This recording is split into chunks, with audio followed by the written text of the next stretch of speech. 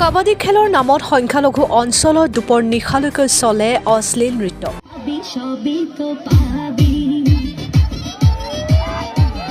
নগাঁও আৰু মৰিগাঁও জিলাৰ সীমামূৰীয়া সংখ্যালঘু অধ্যুষিত অঞ্চলসমূহত কিছুদিন ধৰি চলি আহিছে কাবাডী খেলৰ নামত অশ্লীল নৃত্য। জানিব পৰা মতে বটদ্ৰৱা ঢিং আৰু মিকিভেটা থানাৰ অন্তৰ্গত সংখ্যালঘু অধ্যুষিত অঞ্চলসমূহত চলি আহিছে এনে অশ্লীল নৃত্য।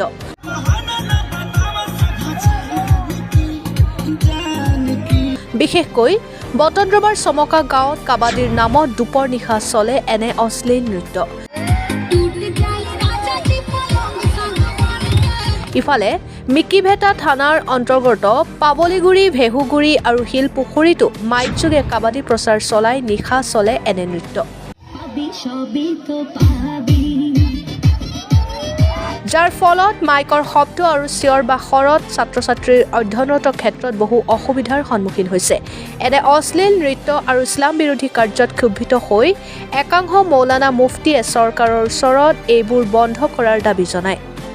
Bureau report, Arunoday Assam.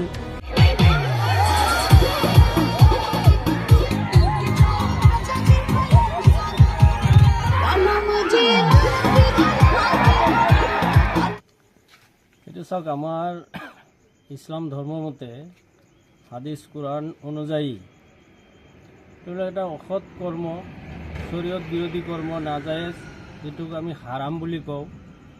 এই হাৰাম কৰ্ম আৰম্ভ হৈছে। গতিকে আমাৰ সমাজৰ পৰা এইবিলাক কুসংস্কৃতি, ধৰ্মবিৰোধী, শৰীয়ত বিৰোধী কৰ্ম, হাৰাম কৰ্মবিলাক আমি বন্ধ কৰিব লাগে।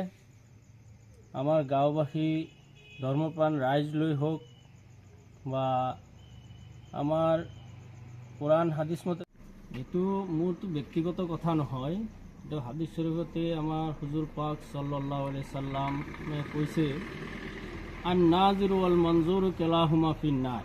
মানে অসৎ নাচ গান যোনে কৰিব আৰু যোনে চাব, দুয়ো শ্ৰেণীৰ মানুহ জাহান্নামত যাব, অৰ্থাৎ নৰকত যাব। গতিকে আমি যেতিয়া আল্লাহৰ ওপৰত ইমান আনিছোঁ, নবীৰ ওপৰত ইমান আনিছোঁ, কোৰআন হাদিছক যেতিয়া আমি বিশ্বাস কৰোঁ, গতিকে যোনে নাচিছে সিও জাহান্নামত যাব, যোনে চাইছে তেওঁ জাহান্নামত যাব। গতিকে আমি জাহান্নামত যোৱা, মই এজন আলিম হিচাপে এইটো আহ্বান জনাওঁ, যাতে যিবিলাক মানুহ এইবিলাক কাৰ্যকলাপৰ লগত জড়িত তেওঁলোকে যাতে অতি সোনকালে এইটো বন্ধ কৰে আৰু আগলৈ যাতে কোনো সমাজত, আমাৰ এলেকাত, মুছলমান এলেকাত যাতে এইবিলাক কৰ্ম নহয়।